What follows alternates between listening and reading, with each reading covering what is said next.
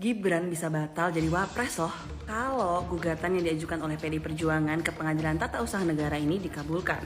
Jadi PDI Perjuangan ini merasa kalau misalnya pencalonan Gibran sebagai wapres itu cacat secara hukum.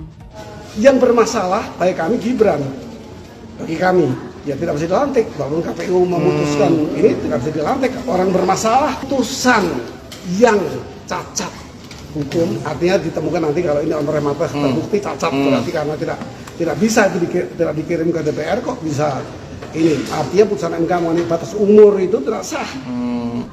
Ya, lagian Prabowo tentu butuh sosok yang lebih berpengalaman untuk mendampinginya di 5 tahun ke depan. Jadi bukan sosok karbitan yang minim pengalaman.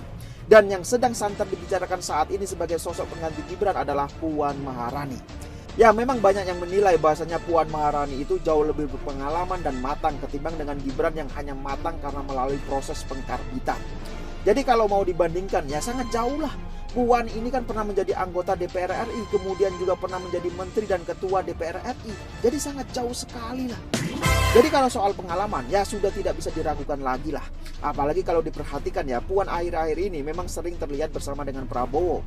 Ya, saya tidak tahu juga sih apakah benar bahwasanya melalui TAP MPR nanti akan bisa menjadi pintu masuk untuk menggantikan Gibran sebagai wakil presiden. Ya, pada intinya dalam dunia politik itu tidak ada yang tidak mungkin.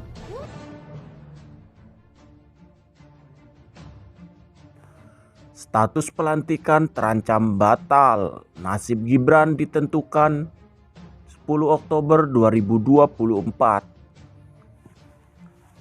Pengadilan Tata Usaha Negara (PT.UN) Jakarta akan umumkan putusan atas gugatan yang dilayangkan PDI Perjuangan terhadap Komisi Pemilihan Umum atau KPU. Gugatan PDIP terhadap KPU terkait perbuatan melawan hukum lantaran menerima pendaftaran Gibran sebagai calon wakil presiden pada Pilpres 2024 tanpa terlebih dulu membahas perubahan peraturan KPU dengan DPR RI. Gugatan yang dilayangkan PDIP ke PT.UN tercatat dengan nomor register 133 /G/2024 PT.UN JKT PDIP. Pihak penggugat diwakili oleh Megawati Soekarno Putri selaku Ketua Umum. Adapun pihak tergugat adalah KPU. Putusan bakal dibacakan pada Kamis 10 Oktober 2024 pukul 13 secara elektronik atau siaran langsung. Jadwal sidang pukul 13 sampai dengan selesai. Pembacaan putusan secara elektronik melalui e-court tulis laman Sistem Informasi Penelusuran Perkara /SIPP PT.UN Jakarta. Sebagaimana dikutip Rabu 2 Oktober 2024. Tercatat ada beberapa hal yang dimohonkan PDIP selaku penggugat. Di antaranya meminta PT.UN memerintahkan tergugat untuk menunda pelaksanaan keputusan KPU nomor 360 tahun 2024 tentang penetapan hasil pemilihan umum presiden dan wakil presiden, anggota Dewan Perwakilan Rakyat, Dewan Perwakilan Daerah, Dewan Perwakilan Rakyat Daerah Provinsi, Dewan Perwakilan Rakyat Kabupaten Kota secara nasional dalam pemilihan umum tahun 2024 tertanggal 20 Maret 2024 sampai dengan adanya putusan yang berkekuatan hukum tetap dalam perkara ini, bunyi petitum PDIP. PDIP juga meminta PT.UN memerintahkan tergugat untuk tidak menerbitkan dan melakukan tindakan administratif apapun sebagai bagian dari pelaksanaan keputusan KPU nomor 360 tahun 2024 sampai dengan perkara ini berkekuatan hukum tetap. Sementara itu dalam pokok perkara PDIP meminta Majelis Hakim PT.UN Jakarta menyatakan batal keputusan KPU nomor 360 tahun 2024 tersebut. Selain itu, PDIP meminta Majelis Hakim memerintahkan KPU untuk mencabut kembali PT keputusan KPU nomor 360 tahun 2024. Memerintahkan kepada tergugat untuk melakukan tindakan mencabut dan mencoret pasangan calon Presiden Prabowo Gibran. memerintahkan kepada tergugat untuk melakukan tindakan mencabut dan mencoret pasangan calon presiden Prabowo Subianto dan calon wakil presiden Gibran sebagai calon wakil presiden dan wakil presiden terpilih berdasarkan suara terbanyak sebagaimana tercantum pada keputusan Komisi Pemilihan Umum Republik Indonesia nomor 360 tahun 2024. Demikian isi petitum PDIP. Ya, ada informasi baru yang ingin saya bahas dalam VT kali ini.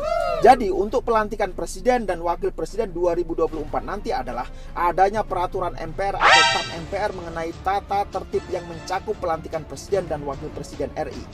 Jadi, sebenarnya dalam Undang-Undang Dasar atau UUD 1945 menegaskan bahwa Presiden Republik Indonesia dilantik MPR. Hanya saja selama ini yang terjadi adalah kegiatan pelantikan presiden itu hanya dihadiri MPR, namun keputusan tentang penetapan presiden itu berdasarkan keputusan dari KPU.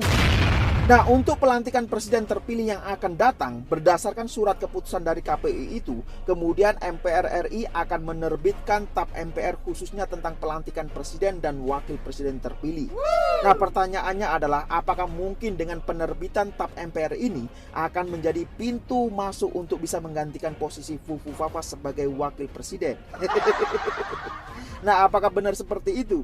Ya, hal itu bisa saja terjadi karena apa?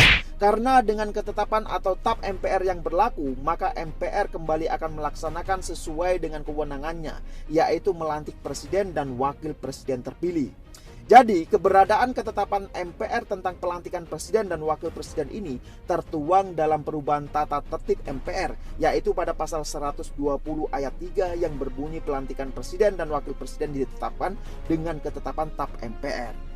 Nah, kalau MPR kemudian punya wewenang untuk melantik presiden dan wakil presiden, apakah MPR juga punya wewenang untuk menurunkan presiden dan wakil presiden? Kan itu yang menjadi pertanyaan. Karena apa? Karena ada dugaan bahwasanya dengan TAP MPR pelantikan presiden dan wakil presiden ini merupakan langkah untuk menggantikan Gibran yang sudah tidak harmonis atau sudah tidak sejalan dengan Prabowo setelah apa? Setelah kasus Fufu Fafanya itu mencuat. Ya, lagian Prabowo tentu butuh sosok yang lebih berpengalaman untuk mendampinginya di 5 tahun ke depan. Jadi bukan sosok karbitan yang minim pengalaman. Dan yang sedang santer dibicarakan saat ini sebagai sosok pengganti Gibran adalah Puan Maharani. Ya, memang banyak yang menilai bahasanya Puan Maharani itu jauh lebih berpengalaman dan matang ketimbang dengan Gibran yang hanya matang karena melalui proses pengkarbitan. Jadi kalau mau dibandingkan ya sangat jauh lah. Puan ini kan pernah menjadi anggota DPR RI, kemudian juga pernah menjadi menteri dan ketua DPR RI. Jadi sangat jauh sekali lah. Jadi kalau soal pengalaman ya sudah tidak bisa diragukan lagi lah. Apalagi kalau diperhatikan ya, Puan akhir-akhir ini memang sering terlihat bersama dengan Prabowo. Ya, saya tidak tahu juga sih apakah benar bahwasanya melalui TAP MPR nanti akan bisa menjadi pintu masuk untuk menggantikan Gibran sebagai wakil presiden. Ya, pada intinya dalam dunia politik itu tidak ada yang tidak mungkin. Jadi kita lihat saja nanti apakah benar Fufu Fafa itu akan diganti.